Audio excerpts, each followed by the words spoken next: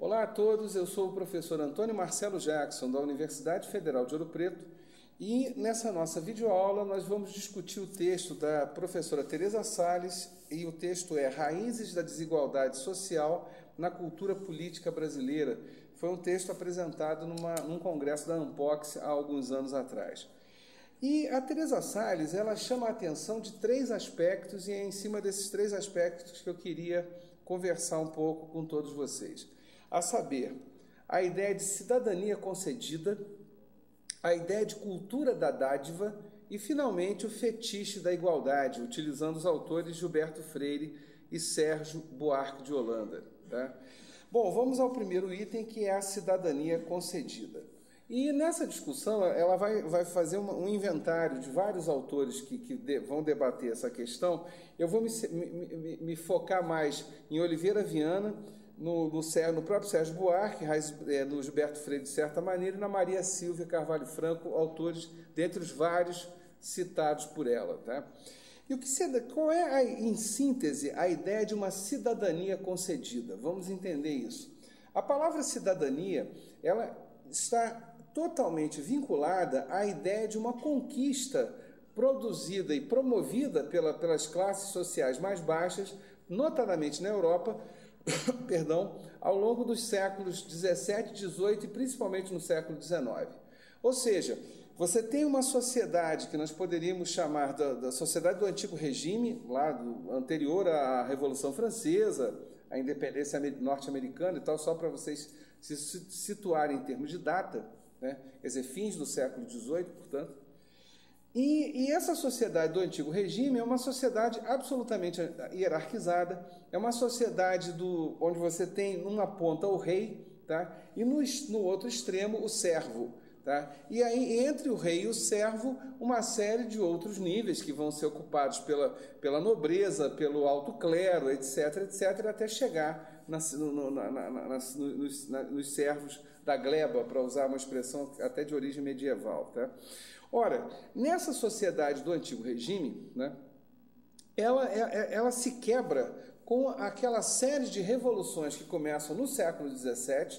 Vamos pensar aí a Revolução Inglesa do século XVII, 1640 até 1688, e vai passar pelo século XVIII, uma série de outras revoltas, notadamente a Revolução Francesa, chega no século XIX também com uma série de revoltas até a Comuna de Paris, lá em 1870, onde, por favor, eu estou só pegando de forma bem aleatória datas díspares aí, soltas, né, no tempo, para mostrar a vocês que ao longo de 200 anos, uma sucessão de revoluções, tá, fez com que a sociedade europeia adquirisse, por meio de uma conquista, a cidadania. Ou seja, uma cidadania que ela é, em linhas gerais, e num primeiro momento, uma cidadania política, ou seja, todos podem votar e podem se candidatar, podem votar e ser votados, ponto.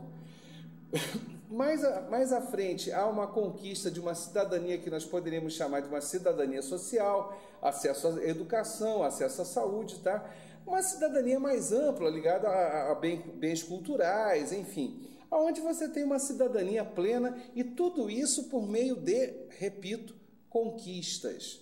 Quer dizer, isso não foi uma coisa dada a alguém, isso não caiu do céu. As pessoas lutaram por isso, morreram por isso, e conquistaram a duras penas esse conjunto de direitos, e é lógico, acompanhado das devidas obrigações. Tá?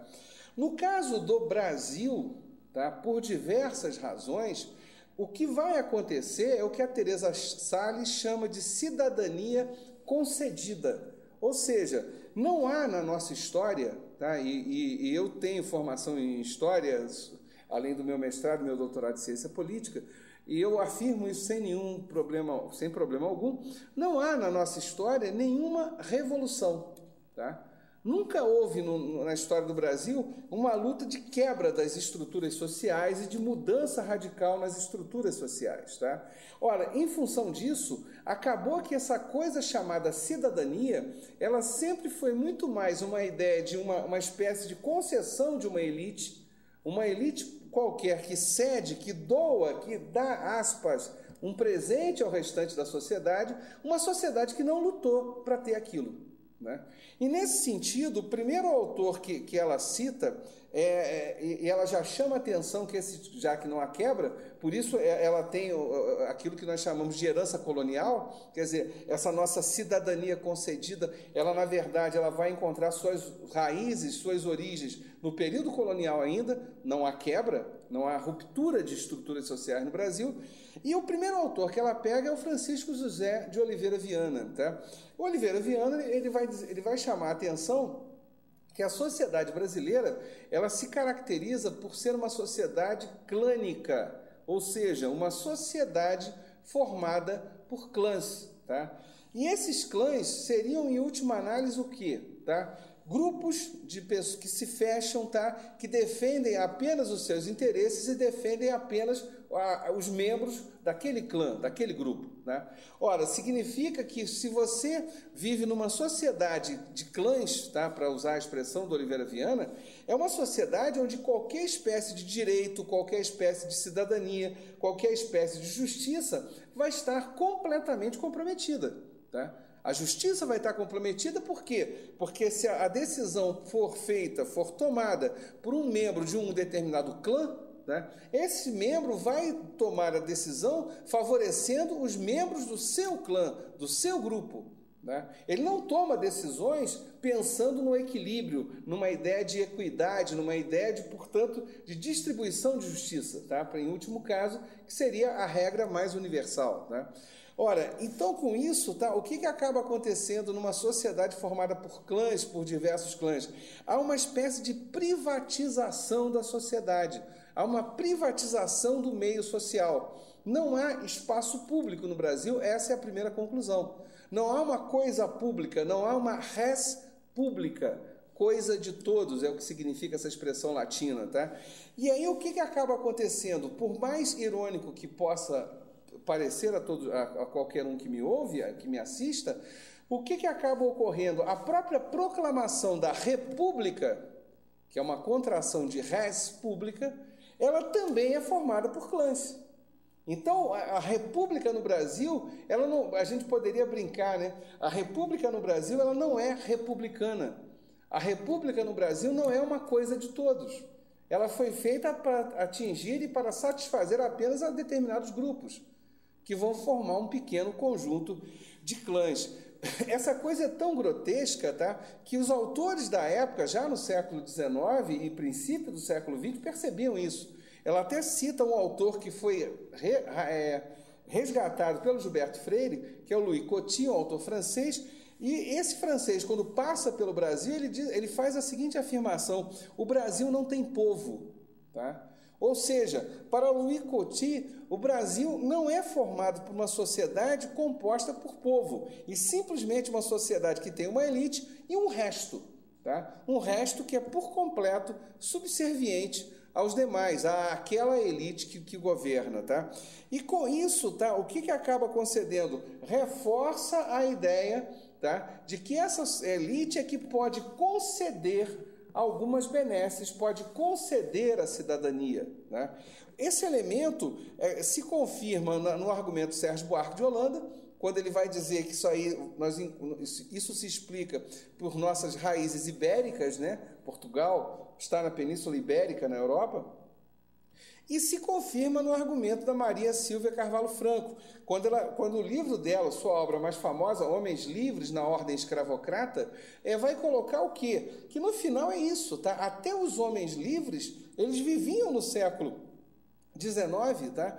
A partir e dentro de modelos puramente escravistas. Vamos entender, para quem não leu o livro, e eu espero que um dia todos possam ler essa obra magnífica da Maria Silvia Carvalho Franco, Homens Livres na Ordem Escravocrata. Ela faz um estudo de trabalhadores rurais agrícolas na região de Guaratinguetá, São Paulo, um estudo feito sobre essa região no século XIX. A Maria Silvia é uma autora do século XX, tá? E aí o que ela constata ali? Mesmo os trabalhadores livres ficavam dependentes do modelo escravista. Agiam e eram tratados como se escravos fossem. Essa é a grande questão.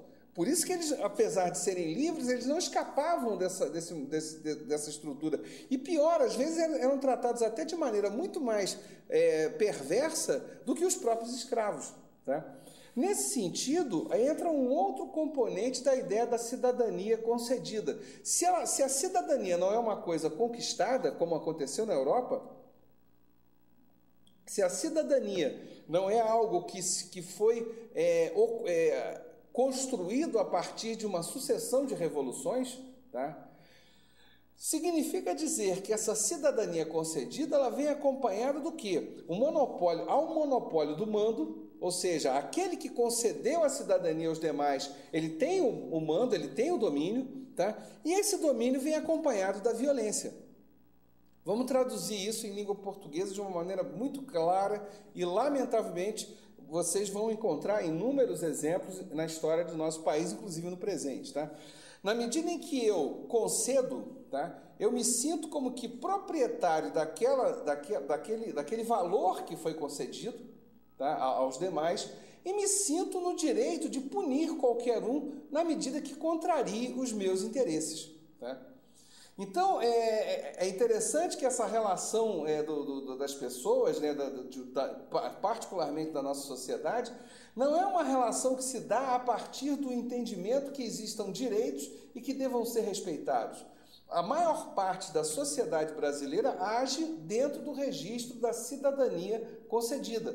Ou seja, se eu é que estou no poder, se eu é que tenho o mando, se eu é que tenho a condição de conceder algumas benesses aos demais, então eu também posso puni-los a hora que eu bem entender, a hora em que eu for contrariado.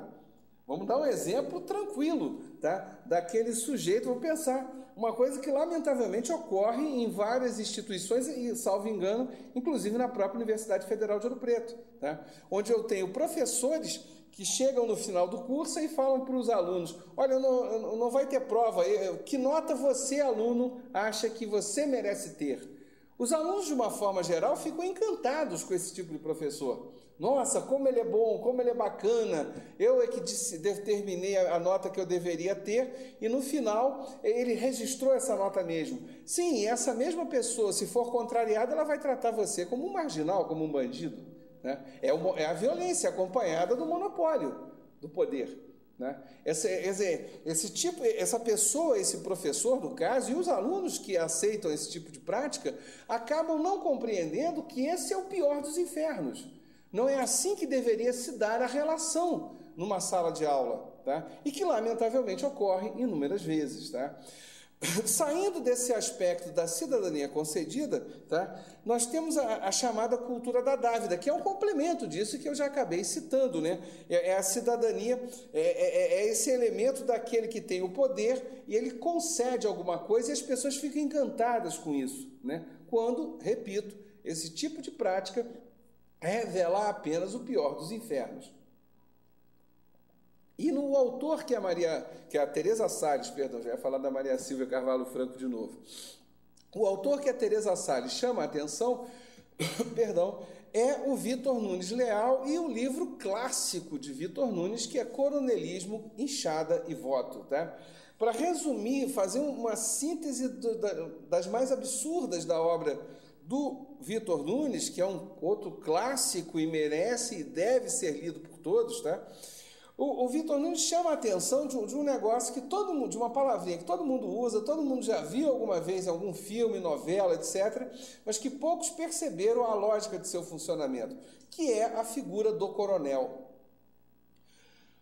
Para inúmeras pessoas, tá?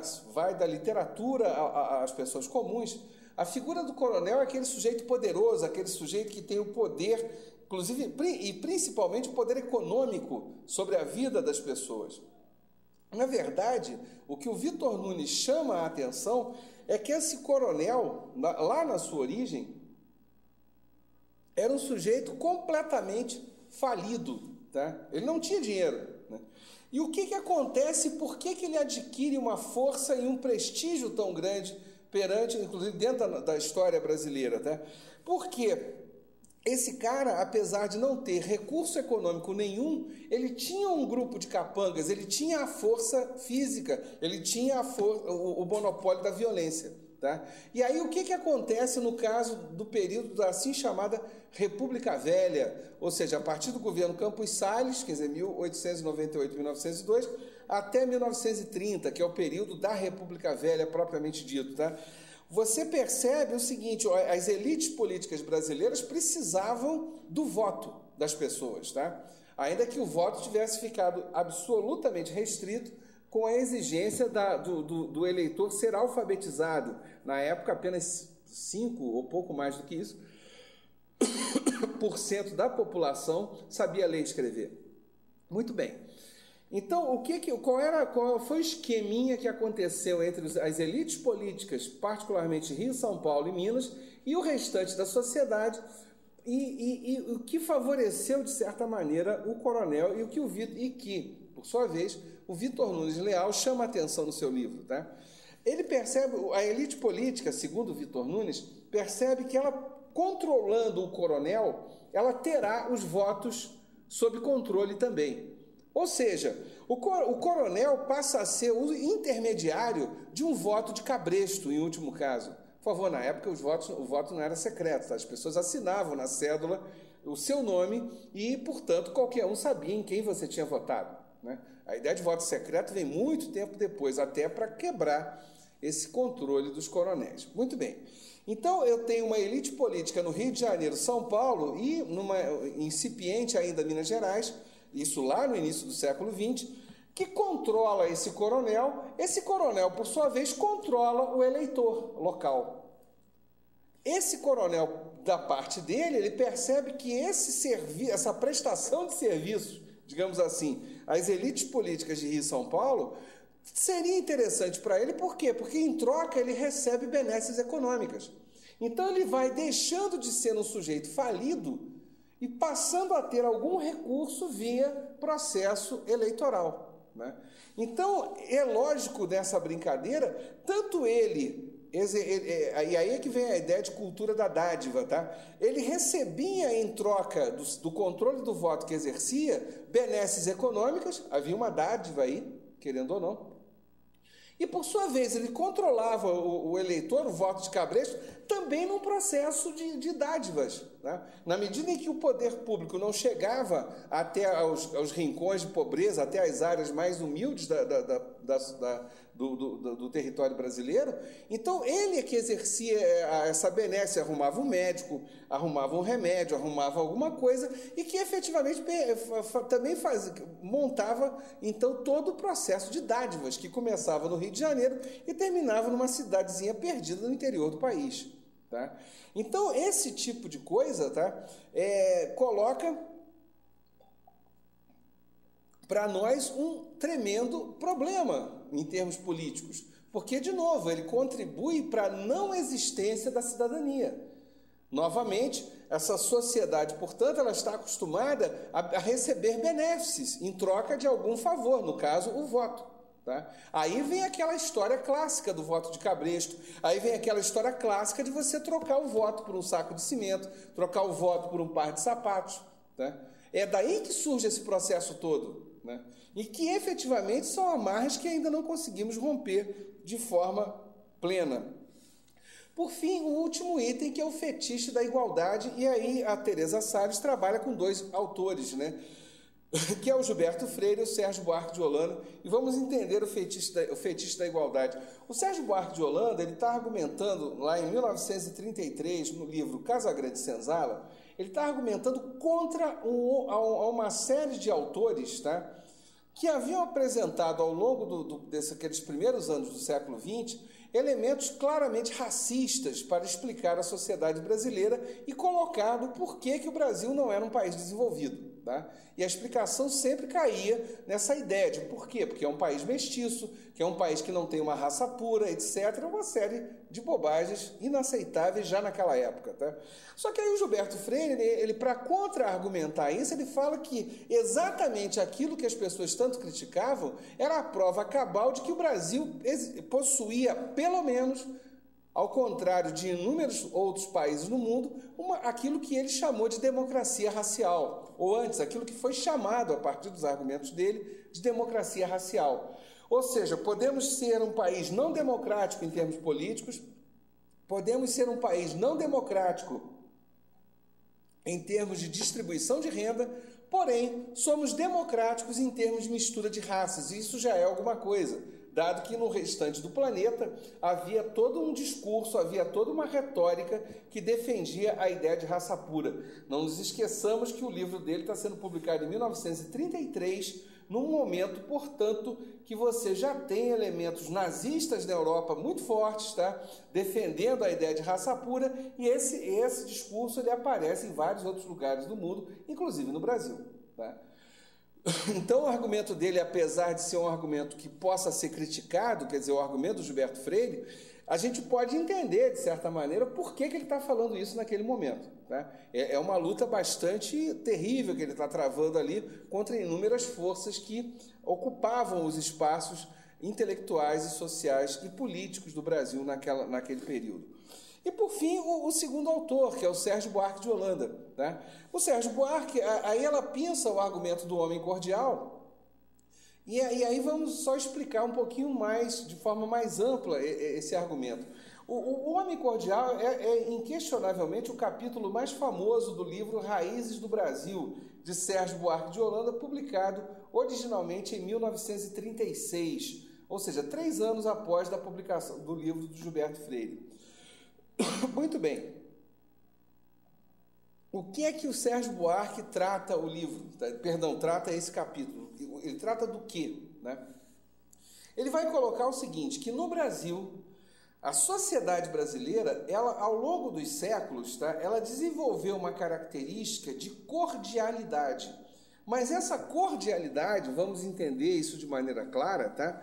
Não é uma cordialidade que possa ser levada como elogio até a última instância. Por quê? Porque o brasileiro, essa cordialidade está vinculada a quê? Primeiro vamos falar da coisa mais aparente e que, num primeiro momento, parece até algo positivo.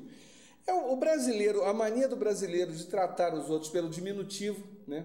Ah, fulaninho, Serginho, Gilbertinho, Joquinha, entendeu? Então você vai sempre tratando no diminutivo, e esse de tratar no diminutivo gera o quê? Uma ideia de carinho, uma ideia de proximidade, tá? Uma ideia de afeto. É isso que gera, né? O brasileiro, aliás, eu até admito que eu caio um pouco nisso, até em termos de fala, tá? O brasileiro, ele chega nos lugares e já vai tratando assim, ô meu amigo, por favor, como se a palavra amigo significasse qualquer coisa. E dando uma sensação de intimidade com o interlocutor, tá?